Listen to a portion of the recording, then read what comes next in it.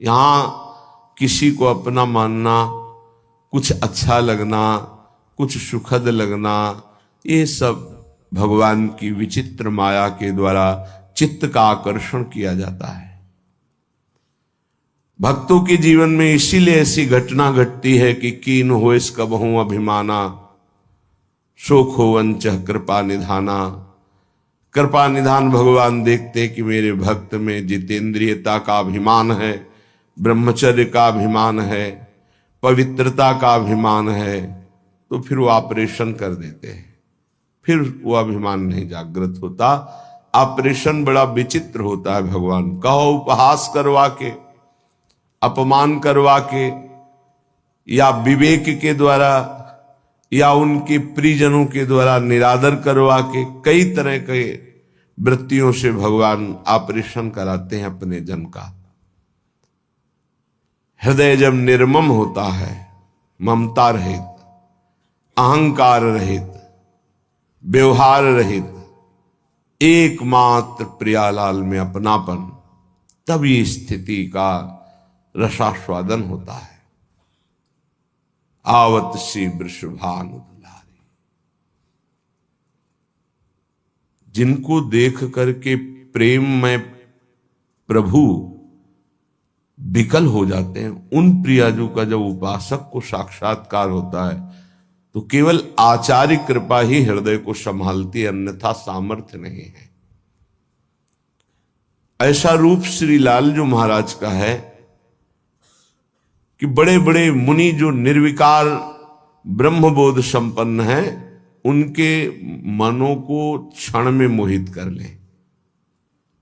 मोहन मुनि सघन प्रगट परमानंद, गुण गंभीर गोपाला। ये मोहन मदन त्रिभंगी, मोहन मुनि मन रंगी। मुनियों के मन में अपने प्रेम रंग को रंग दिया। ऐसा रूप सुखदेव मुनि, बड़े बड़े महात्मा जो ब्रह्मबोध त्यागी वैरागी, जहां कहीं भी शब्द स्पर्श रूप रस गंध का लेस भी आकर्षण नहीं, उनको आकर्षित करके बलात् अपने रूप का प्रेमी बना लिया। ऐसे रूप सौंदर्य समुद्र प्रभु अनशन पर भुज दिए बिलोकत, इंदु बदन बिबियोर करत पान रस मत परस्पर, पर लोचन त्रसित चकोर, फिर भी नेत्र प्यासे हैं।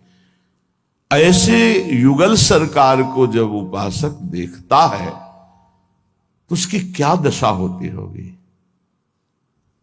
मछली की तरह आनंद में तड़पता है वृंदावन की भूमि में लौटता हुआ। जैसे मछली विकल होती जल के लिए, ऐसे आनंद विकलता में तड़पता है। श्रीपाद कह रहे, मंद मंद मुस्कुराते हुए नूपुर धुनी हुई देखा नवनिवृत्त निकुंज, और नवनिवृत्त निकुंज की वीथी से गलवहियां दिए हुए मुस्कुराते हुए आ रहे हैं। लौकिक में वो देख रहा है, कोई ध्यान में नहीं, खुली आंख में। और गतो दूरम दृष्टवा, समीप से ही ऐसे दूर जा रहे हैं। फिर कृपा करी पुनरथ निवृत्त स्वदैतौ, वो पुनः गलवहियां दिए हुए दूसरी वीथी से फिर सामने आ रहे हैं। अपने प्रीतम युगल किशोर का ऐसा कृपा प्रसाद दर्शन पाकर विकल हो गया, और भूमि पर विलोक्या श्याम वृंदावन भूमि, महाप्रेम विकला, गिर गया भूमि पर, प्रेम विकल हो गया। समीप युगल सरकार आए और दुलार करके उठा रहे हैं। श्रीपाद कह रहे, ऐसा मेरे जीवन में कब होगा। पुनरथ, पुनः मुझे ऐसा कब अवलोकन होगा। जैसे श्रीमद राधा सुधा निधि में बार बार मांगा गया कि मुझे ये सेवा मिले, मुझे ये दर्शन मिले, मैं ऐसा देख पाऊं पुनः। ऐसे श्रीपाद यहां कह रहे हैं कि ऐसा दर्शन कब मैं प्राप्त कर पाऊंगा पुनः। जो हमारे साथ घटना घटी कि अकस्मात नूपुर ध्वनि हुई, उधर देखा नवनिवृत्त निकुंज, और सुंदर वीथी से युगल सरकार मुस्कुराते हुए परस्पर वार्ता करते हुए आ रहे, और समीप से दूर गए, फिर दूसरी वीथी से आ रहे। उनको ऐसे देखकर प्रेम विकल होकर के वृंदावन की भूमि में मूर्छित हो गया। आनंद मूर्छा, बिलोक श्याम वृंदावन भुई महाप्रेम विकला। फिर सरकार किशोरी किशोरा कर दुलार करते हुए उठा। ऐसा कब होगा? कितना अपार सुख उस उपासक को मिल रहा होगा जो ऐसा अनुभव कर रहा है, ऐसा देख रहा है।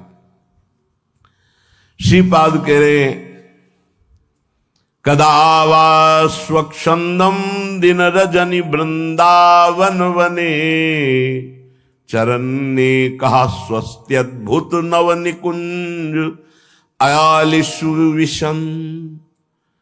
अकस्मात् देवा लौकिक मधुर कैशोर शुभया, इतो ना त्वं याया इति मृदु गिरा वारयति माम।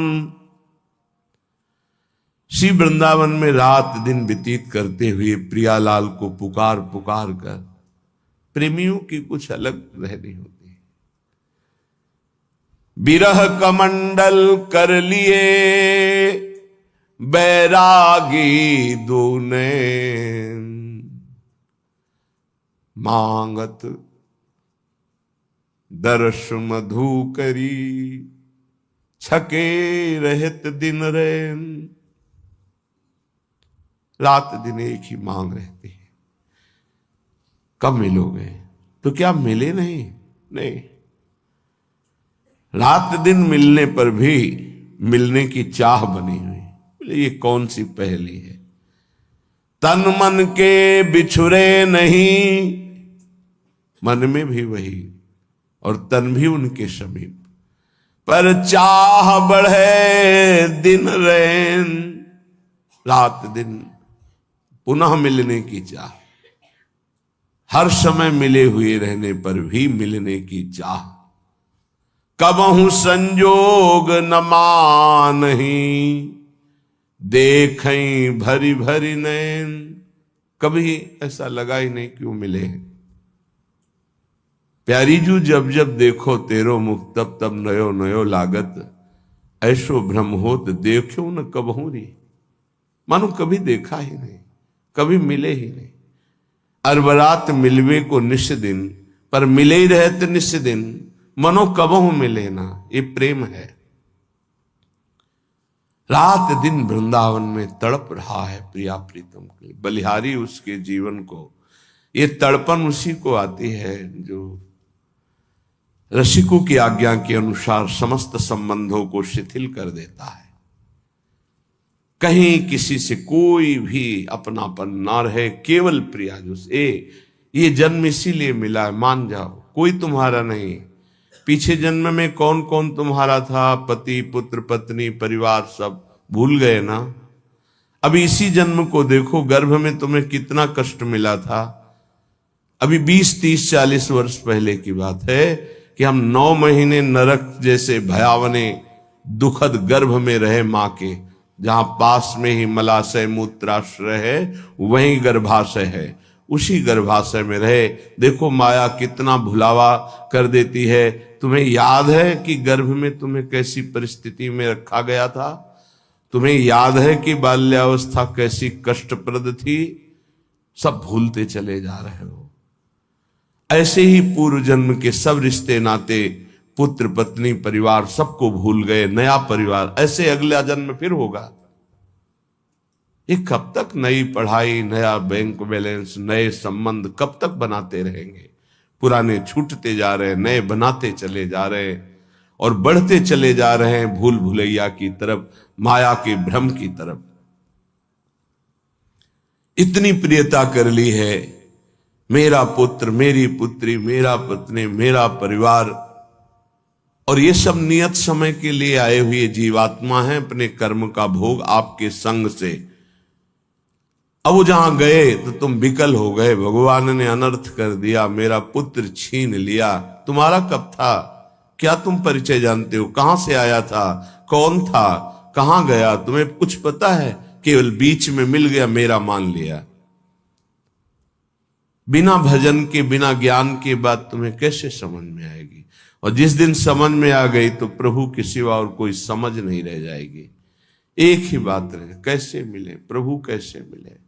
रात दिन जो विकलता होती है, कौन जाने या तो वो जाने जिसके सिर बीत रहे हो, या भगवान जानते हैं, दूसरा कोई नहीं जान सकता।